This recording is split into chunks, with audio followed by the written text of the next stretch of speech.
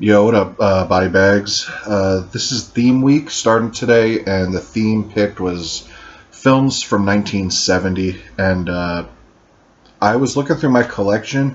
I don't think I had owned a single movie from 1970, so I went on Google and typed in horror films that came out in that year, and it was a really short list. And most of the stuff that I would have wanted to review was already taken or whatever, so.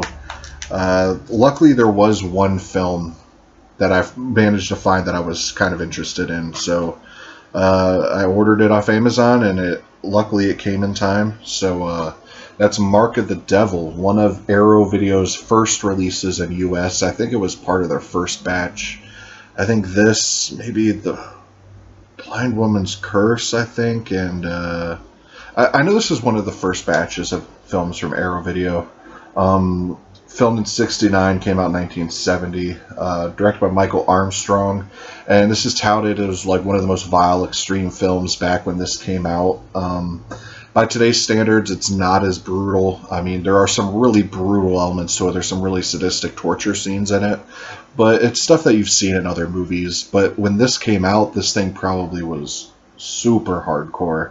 I haven't watched any of the special features on this or any of the commentaries, but I definitely will because I would love to hear kind of what happened around this film when it came out.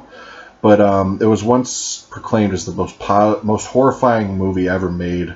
It stars Udo Kier. He's a what do you call it, like a witch finder or something, kind of like the movie with what the fuck's his name?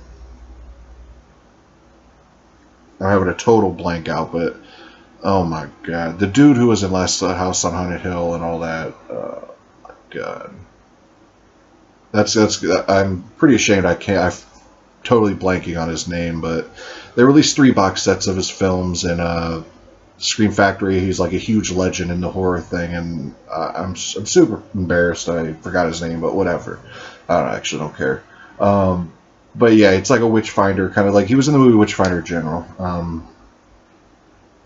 Whose faith in his master becomes severely tested when they settle in an Australian village presided over by the sadistic albino for Reggie Nalder plays, and I really dig his acting in this. His character's real, kind of skeevy. It's a really kind of nasty role.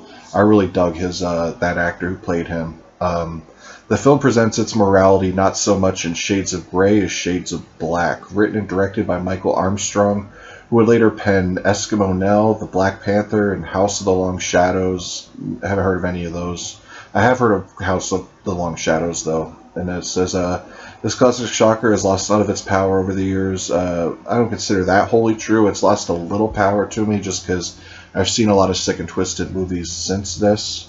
But like I said, this was probably the most extreme thing for when this came out, and I still highly, highly recommend it. I really actually dug it. I'm usually not a big fan of these old school kind of Hammer-esque feeling movies. Feels like a really extreme, brutal Hammer movie with lots of torture in it and stuff. Now, director approved specialist. Oh, first let's talk about the transfer. It looked amazing. This was probably one of the better films Arrow could have released as far as their first batches. It kind of sums up what they're all about, these old school genre films, and giving them beautiful transfers, a load of features, so I could totally understand why this got released in their first batch. So our special features, it says optional English subtitles. And then there's newly translated English subtitles for the German audio. I watch this in English audio. Audio commentary by Michael Armstrong, moderated by Colin Waddell. I definitely want to hear that just because I want to hear kind of like what was going on in the world when this came out. Mark of the Times, exclusive feature-length documentary from the 60s. And hold on. Exclusive feature-length documentary from High Rising Productions on the emergence of the new wave of British horror directors that surfaced during the 60s and 70s. So that's pretty cool. I definitely will watch that soon. Hallmark of the Devil, author and critic Michael Gingold, who I have seen that name before, looks back at Hallmark releasing the controversial and confrontational distributor that introduced Mark of the Devil to American theaters. Interviews with the composer, interview with actor Udo Kier, other actors, Mark of the Devil Now and Then, a look at the film's locations and how they appear today.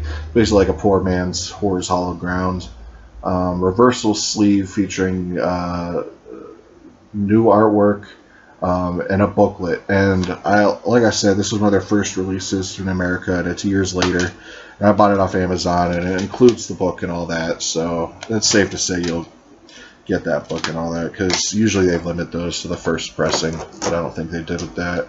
And that's the new artwork, where you've probably seen this release for, but I really dig the look of the art of the original poster, actually. But yeah. Anyways, guys, I've rambled on too long. That's Mark of the Devil. Definitely a really decent film. If you could find it for like $20 or whatever, it's definitely a worthy pickup. Loaded with features. It's looks good. It's a really entertaining movie. Anyways, guys, peace.